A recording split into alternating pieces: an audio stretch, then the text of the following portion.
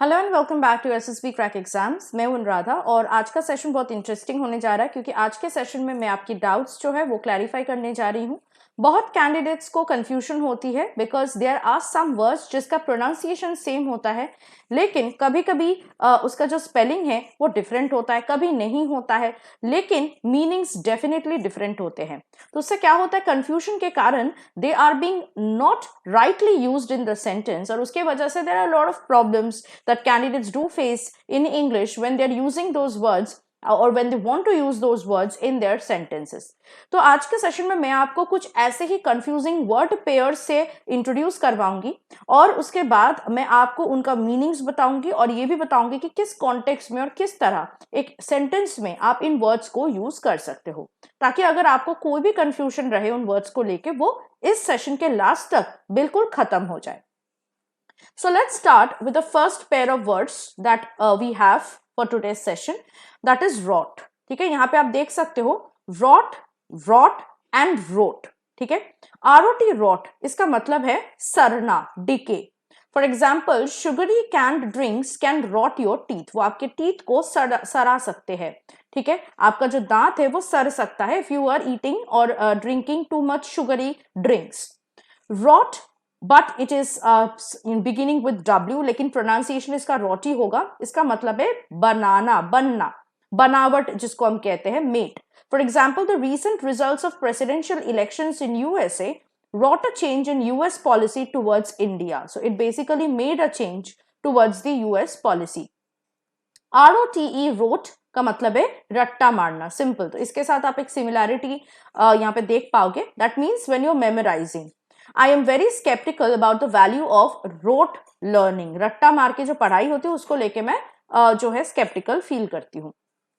The next word pair is rude. Okay, तो आप ये देख सकते हो RUDE rude and RUED rude has the same pronunciation but different spelling.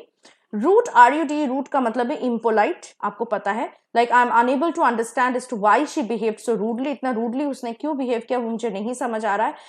RUED rude is actually the past form of rue, जिसका मतलब है regret करना। She rued her decision to decline the job offer. उन्होंने जो job offer को reject किया था उस decision को लेके उसने बाद में regret किया। The next word pair is rye, same pronunciation, different spelling. RYE rye का मतलब है any kind of grain. अब ये एक kind of grain होते हैं, जैसे आपको पता है wheat है, barley है, वैसे rye भी एक wheat grain का variety है. So for example, we know that they grew wheat, rye, oats and barley. तो आपको यहाँ पे समझ आ रहा है rye is also a kind of a grain that is being cultivated.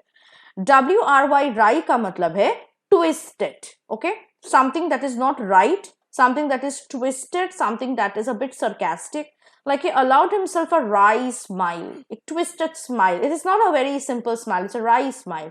There's a wry sense of humor in his work. उसके काम में एक wry sense of humor है, मतलब सीधा साधा humor नहीं है, घुमा के satirical way में कोई wry sense of humor है। The next word pair is soothe and soothe. So जिसमें e नहीं है that will be pronounced as soothe और जिसमें e है it will be pronounced as soothe. The आ रहा है तो soothe without e इसका मतलब है सच। like soothe to speak he is not a good boy. सच बोलूं तो वो अच्छा लड़का नहीं है। soothe with an e इसका मतलब है काम करना, शांत करना। For example, you can't soothe his anger with lame excuses. बेकार के एक्सक्यूज देके आप उसके जो गुस्से को शांत नहीं कर सकते। The next word pair is spacious and specious. ठीक है, बहुत थोड़ा सा ही प्रोनाउंसिएशन का फर्क है एंड पीपल गेट कंफ्यूज। उनको लगता है दोनों वर्ड ही सेम है या फिर कोई एक स्पेलिंग मिस्टेक होगा, पर ऐसा नहीं है, दोनों वर्ड का मतलब डिफरेंट है। स्पेशियस विद ए, ठीक है, इसका मतलब है having a lot of space. ठीक है, for example his office is quite spacious and well decorated. Spacious with an E इसका मतलब है which seems like true or attractive from the surface but actually is not true. ऊपर से लगता है बहुत attractive है, बहुत सच है, पर अंदर से real नहीं, अंदर से fake है या artificial है, झूठ है। For example, he had made some specious excuse about failing to recognize her and in the end they had coffee together. तो ऊपर से हम लोग को ये दिखा के एक्सक्यूज दिया गया कि वो उसको नहीं जानता है बट लास्ट में वो लोग कॉफी पिए, तो that means they used to know each other but he gave a spacious excuse. The next word pair is stationary and stationery, same pronunciation, एक में ए है दूसरे में ई है. Again very confusing word pair, candidates get confuse definitely by these two words. उनको लगता है क्या मीनिंग होगा. स्टेशनरी विद एन ए का मतलब है fixed, constant, not moving. For example earth is not stationary, it moves around the sun. ये एक जगह फिक्स नहीं है, अर्थ जो है सन के चारों तरफ घूमता है. Stationery with an E is basically writing materials like paper, pen, pencil, ruler, eraser. For example, I'm going to market to purchase several stationery items for the office. The next word pair is sore. Okay, sore, sar. S-O-U-R is pronounced as sar. Sore, S-O-R-E, sore का मतलब है painful. ठीक है, you basically get a sore throat. ठीक है, आपकी eyes sore हो जाती है, मतलब जहाँ पे आपको दर्द होता है, you can say that it is I have a sore throat, I have my sore eyes. So for example, I can't sing as my throat is sore. सूजा हुआ है. SOAR, sore का मतलब है आसमान में बहुत ऊंचे लेवल पे उड़ना, to fly high. For example, eagles soar in the sky, birds soar in the sky. Sour, S-O-U-R, sour का मतलब है खट्टा, which is not sweet. Like the grapes were sour. Grapes जो थे वो खट्टे थे. The next word pair is suit, sweet and suit. So S-U-I-T, suit का दो मतलब है. एक तो ये सूट का कपड़ा, जैसे आपको पता है एक ड्रेसिंग अटायर का ये वैरायटी है, जैसे I have a blue suit. Okay, suit का मतलब है कोर्ट में जो केस होते हैं उसको भी लीगल सूट बोला जाता है, उसको भी हम सूट कहते हैं. For example, the bank has filed a civil suit against him for loan recovery. उसके अगेंस्ट बैंक ने केस किया. S-U-I-T-E is pronounced as sweet. ठीक है, sweet, elongated pronunciation, not sweet. अगर sweet बोल दिया तो S-W-E-E-T हो जाएगा, जिसका मतलब है मीठा, पर it is sweet. S-U-I-T-E, sweet, जिसका मतलब है set of adjoining rooms. Basically आप होटल्स वगैरह में ये देख सकते हो. फैमिली स्वीट होता है, हनीमून स्वीट होता है. सो for example, I have reserved a sweet for you in the Ashoka hotel. S-O-O-T is suit. Okay, इसका मतलब होता है जलने से. आप देखोगे कभी कभी अगर आप किचन में काम कर रहे हो, यू विल सी बहुत ज्यादा टाइम गैस या जल वहां कुछ फायर का इस्तेमाल करने से काला दाग हो जाता है ना, उसका जो एशेस वगैरह रहते हैं वो काले पड़ जाते हैं दीवार वगैरह, तो उसको सूट कहते हैं. Basically it's the black residue because of burning something. Okay, obviously fire and all. So for example, this wall is blackened by soot. The next word pair is shear. Okay, S-H-E-A-R, shear and shear, same pronunciation. पहले वाला shear का मतलब है अगर आप wool, ठीक है, ले रहे हो किसी एनिमल से, उसका wool उतार रहे हो, that is from sheep or lamb. So for example, she learned to shear sheep on a farm in Australia. ठीक है, S-H-E-E-R, shear का दो मतलब है. एक है complete, absolute. For example, he achieved success by the sheer force of his hard labor. Complete force, complete hard labour के लिए ही उसने सक्सेस उसको मिला. एक और मतलब है शेयर का, ये बेसिकली बहुत हाई क्लिफ या बहुत हाई माउंटेन का बहुत स्टीप स्लोप को भी कहा जाता है. For example, she hold herself up the sheer slope of the mountain. ठीक है. The next word pair is sole. Okay, same pronunciation. S-O-L-E, sole होता है पैर के नीचे वाला जो पार्ट होता है, जिससे मतलब जो जूते के नीचे वाला पार्ट होता है उसको भी सोल आप बोल सकते हो. For example, the sole of the right shoe can requires repairing. Sole का एक और मतलब होता है, इसका मतलब होता है अकेला. ठीक है, तो सोल अगर हम नाउन की तरह यूज कर रहे हो तो वो ऑब्वियसली आपके पैर के नीचे के हिस्सा हो जाएगा, और अगर आप इसको वर्ब एडजेक्टिव की तरह यूज कर रहे हो तो इसका मतलब होगा एकमात्र, ओनली. जैसे the sole aim of my life is to earn reputation in the society, ये मेरे जीवन का एकमात्र एम है. S-O-U-L, सोल का मतलब है आत्मा, जैसे सोल इज इमॉर्टल, आत्मा जो है वो इमॉर्टल होती है. Next is sachet, same pronunciation again. S-A-C-H-E-T is pronounced as sachet. T जो है वो साइलेंट रहता है. सैशे क्या होता है? स्मॉल पाउच रहता है. कभी भी आप कहीं से ऑर्डर वगैरह करोगे खाने का तो आप देखोगे रेस्टोरेंट से छोटे छोटे सैशेस में सॉस वगैरह आपको भेजा जाता है, तो उसको सैशे कहते हैं. शैम्पू वगैरह का छोटा पैकेट होता है, कॉफी का छोटा पैकेट होता है, तो जो भी छोटा पैकेट है और उसमें बहुत कम क्वांटिटी की चीजें रहती है तो उसको हम सैशे कहते हैं. जैसे she squeeze the last drops of shampoo out of the sachet. Sachet, SASHAY, sachet का मतलब है द वे मॉडल्स वॉक। आपने कभी देखा होगा मॉडल्स जब चलते हैं तो उनका जो हिप्स है वो इधर उधर, they just move their hips here and there from side to side so that their walk becomes attractive. So actually models only they sashay. So for example, the models sashay down the catwalk. The next word pair is sear and sear. Okay, same pronunciation. SEAR, sear का मतलब है burn करना, कुछ जलाना, scorch करना. For example, grass fires have seared the land near the farming villages of Haryana. ठीक है, जो land है उसको जला दिया grass fires ने. SWR, seer उनको कहा जाता है जो भविष्य को देख सकते हैं. Okay. So for example, 5 years ago, a seer predicted his future with perfect accuracy. 5 साल पहले एक seer ने उसका जो future है perfectly predict कर दिया था. The next word pair is serf. Same pronunciation. SERF, serf is basically a kind of slave, जो कि मजदूर हुआ करते थे, एक land में वो लोग काम करते थे, just like slaves, and they cannot leave the lands and go away until they have the permission of the landlord. So for example, the serf toiled in the land fields under the scorching sun. SURF, Surf का बहुत सारा मतलब है. अगर इसको आप noun की तरह यूज करते हैं तो बेसिकली ये वो फोम, झाग जो बनती है because of the repeated waves lashing on the shore. आपने देखा होगा कभी सी बीच वगैरह गए होंगे तो जो वेव्स शोर पे आके टूटते हैं तो वहां पे कुछ झाग बनते हैं तो उसको सर्फ कहा जाता है. जैसे the children splashed about in the Surf. Surf का मतलब अगर आप वर्ब की तरह यूज करना चाहते हो तो इसका मतलब ये भी होता है, आपने बहुत सारे मूवीज वगैरह में देखा होगा या विदेशों में ये ज्यादातर होता है, the people they ride on a boat on the high waves. वहां पे वेव्स बहुत ज्यादा हाई होते हैं तो वो वेव्स के ऊपर चढ़ते हैं on the balancing on a boat, that is called surfing boat. So for example, I am going to be surfing bigger waves when I get to Australia. Surf का एक और मतलब होता है जब आप इंटरनेट में बहुत सारे साइट्स को ब्राउज करते हैं तो उसको भी सर्फिंग द नेट कहते हैं. जैसे no one knows how many people currently surf the internet. The next word pair is slay. Okay, same pronunciation. SLAY, slay का मतलब है मारना, मर्डर करना, किल करना. जैसे determined to slay the dragon, the knight raised his sword to deliver a strike. Dragon को मारने के लिए नाइट ने अपना तलवार उठाया. स्ले का एक और मतलब होता है, पॉजिटिव मतलब भी होता है. अगर आप अपने परफॉर्मेंस के थ्रू अपने बहुत अच्छा इंप्रेशन बनाया, आपने बहुत स्ट्रॉन्ग फेवरेबल इंप्रेशन बनाया तो आप ये कहा जाता है you have slayed it. For example, she really slayed her performance last night. इसका मतलब ये नहीं कि वो अपने परफॉर्मेंस को मार दिया लास्ट नाइट. इसका मतलब है कि वो अपने परफॉर्मेंस के थ्रू लोगों के बीच में एक बहुत अच्छा अपने लिए इंप्रेशन बनाया. Slay, SLEIGH, slay is basically एक कैरेज होता है जो कि स्नो के ऊपर चलता है. आपने देखा होगा सैंटा क्लॉज वगैरह एक स्ले में बैठ के, जिंगल बेल्स सॉन्ग में भी आपको स्ले वर्ड का मेंशन मिलेगा. तो आप देखोगे सैंटा क्लॉज वगैरह जो होते हैं वो स्ले में बैठ के जाते हैं. This pictures of reindeers drawing his slay.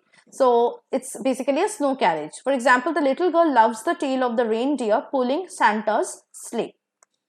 ये बहुत ज्यादा स्नोई एरियाज में इसको पाया जाता है, specifically in polls. The next word pair is spade. Same pronunciation. SPAD, spade is basically shovel होता है जिससे मिट्टी वगैरह का डिग किया जाता है. For example, used a spade for digging this pit. Spade is basically SPAYED. Spayed is basically past form of spade और इसका मतलब होता है अगर कोई फीमेल एनिमल को स्टेरिलाइज किया जाता है ताकि that animal cannot give birth to any more offspring. For example, all bitches should be spayed unless being used for breeding. The next word pair is step. Okay, यहाँ पे आप देख सकते हैं step, STEP step और STEPPE step है. दोनों का मतलब डिफरेंट है. Step with only one P, इसका मतलब है a measure taken. Okay, एक मेथड या एक measure जो किसी ने लिया होगा to do something. For example, the next step is to put the theory into practice. कदम जिसको हम कहते हैं. आप इसको फिजिकली भी आप यूज कर सकते हो, like 1000 steps, 1500 steps है ना. हम कैलकुलेट करते हैं अपनी स्मार्ट वॉचेस में how many steps we have taken in a day. STEPPE steppe is basically a level grassy unforested plain. ये काइंड ऑफ जियोग्राफिकल फीचर है. स्टेप लैंड्स आपने सुना होगा. So for example, steppes occur in temperate climates which lie between the tropics and polar regions. The next word pair is style, same pronunciation, style. Style is basically एक narrow passage होता है जो field या किसी path में जाके उठता है और उसमें स्टेप्स रहते हैं जो कि फेंस के साइड से वो कनेक्ट करता है या किसी वॉल के साइड से कनेक्ट करता है ताकि लोग जो है इजीली वो फील्ड को या पाथ को एक्सेस कर पाए और बहुत हाई होता है ये स्टाइल, ठीक है। सो for example, can you please help a lame dog over the style. STYL style का मतलब है mode, design. For example, she had not lost her grace and style, तरीका जिसको कहा जाता है। Next word pair is team, दोनों का प्रोनाउंसिएशन सेम है। TEAM टीम का मतलब है group. For example, a college cricket team has one the trophy. TEEM team का मतलब है भर के रहना, to be full of something. For example, Rajasthan is a state teeming with natural resources, full of natural resources. The next word pair is toe, again same pronunciation, TOE toe, जो हमारा बड़ा अंगूठा होता है पैर का उसको हम toe कहते हैं। जैसे she hurt her left toe in an accident। TOW toe का मतलब है किसी अनमूवेबल चीज को अगर आप खींच के लेके जाओ रस्सी के हेल्प से तो आप कहते हो टोइंग, उसको टोइंग कहा जाता है। बेसिकली आप देखोगे अगर इलीगल पार्किंग में कोई कार है तो आप देखोगे कोई व्हीकल आता है स्पेसिफिकली गवर्नमेंट का और उसको रस्सी से बांध के टो करके लेके जाते हैं, है ना, उसको टोइंग कहते हैं। For example, the car was towed to the nearest garage after the accident. The next word pair is tenor and tenure. इसका प्रोनाउंसिएशन थोड़ा डिफरेंट है। TNOR, टेनर का मतलब है a male singer with a high voice. ये basically music के साथ ये वर्ड जुड़ा हुआ होता है।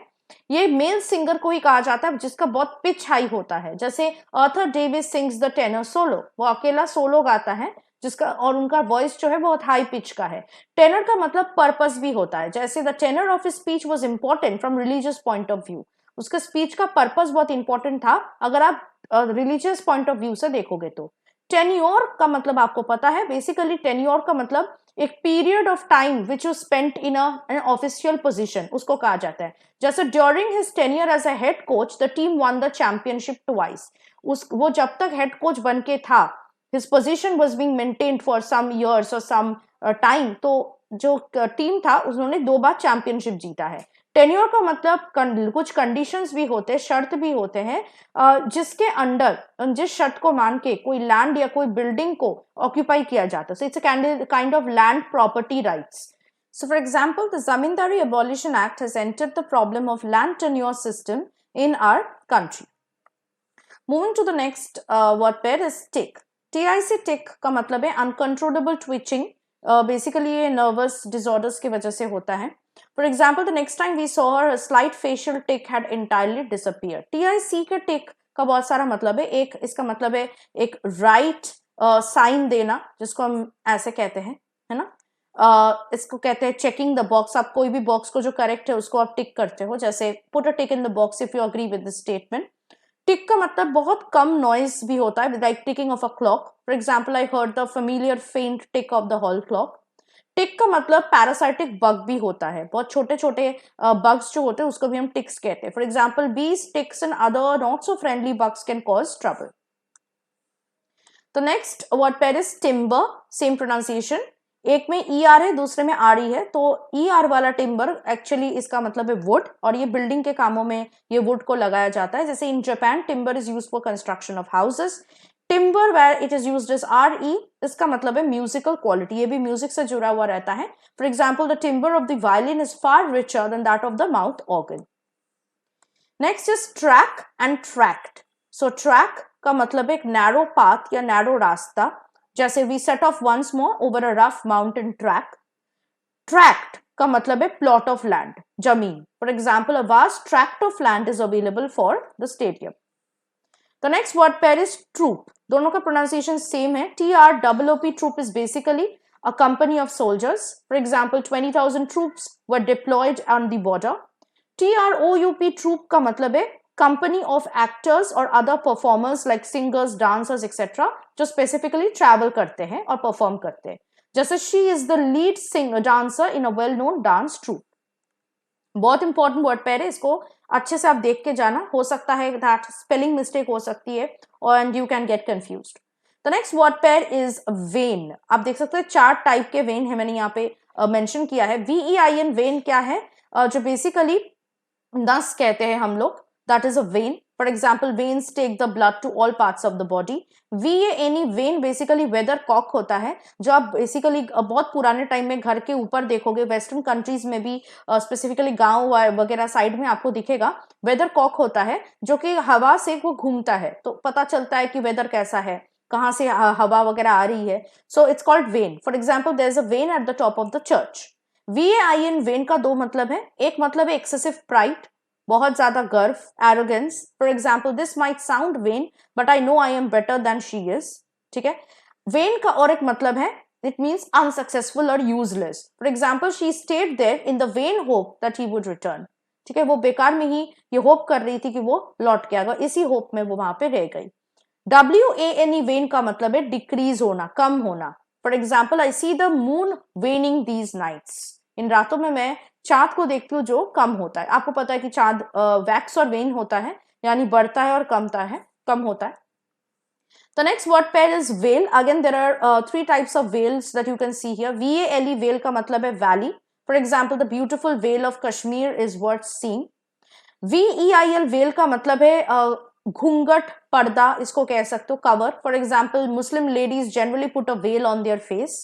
And WAIL वेल का मतलब है a prolonged high pitched cry due to pain, grief और anger. जब आप बहुत दुख में होते हो, बहुत दर्द में होते हो और आप बहुत जोर से चिल्ला के रोते हो तो उसको वेलिंग कहते हैं. For example the women gathered around the coffin and began to wail. ठीक है. The next word pair is vacation and vocation. Very confusing word pairs. People get confused in this. Vacation actually क्या होता है? Period of holiday होता है. ये एक या दो दिन का holiday नहीं होता.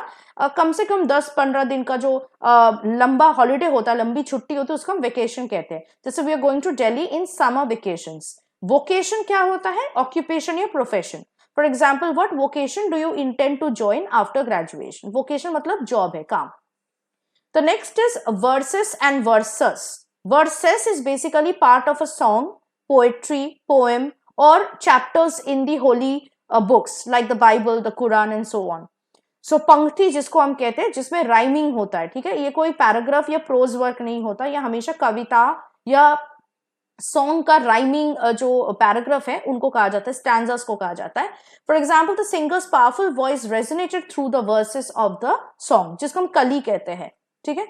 Next is versus. वर्सस का मतलब है अगेंस्ट. तो आप क्रिकेट मैच जो लोग देखते होंगे उसको पता है, India versus Pakistan match, right, cricket match. तो वहीं पे मैंने यहाँ पे एग्जांपल लगाया, India versus Pakistan is a greatly contesting cricket match. The next word pair is wither and wither. Same pronunciation. WHITHER, जिसमें एक में H है दूसरे में H नहीं है. तो जिसमें H है उस wither का मतलब है कहाँ जा रहे हो, कहाँ से आ रहे हो, कौन से पॉइंट, कौन से कंडीशन, या इंटरोगेटिव सेंटेंस यानी क्वेश्चन पूछने में यूज होता है. जैसे they knew not whether they went, उनको नहीं पता था कहां से कहां वो जा रहे हैं. विदर विदाउट एन एज का मतलब है सूख के मर जाना, टू डिके और to shrivel up. For example the flowers withered away within 3 hours. ठीक है, 3 घंटे में वो सूख गए.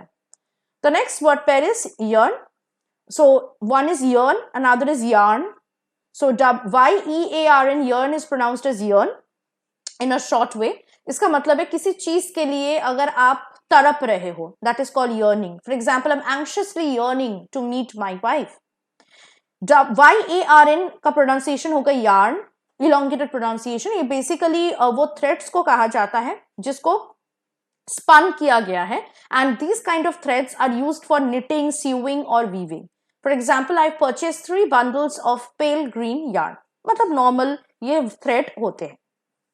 So these were some of the confusing word pairs that I have discussed in this session, and I hope कि इसके बाद, इस session के बाद आपको कोई भी confusion नहीं रहेगी. You can use these words according to their context and in sentences in a very correct way.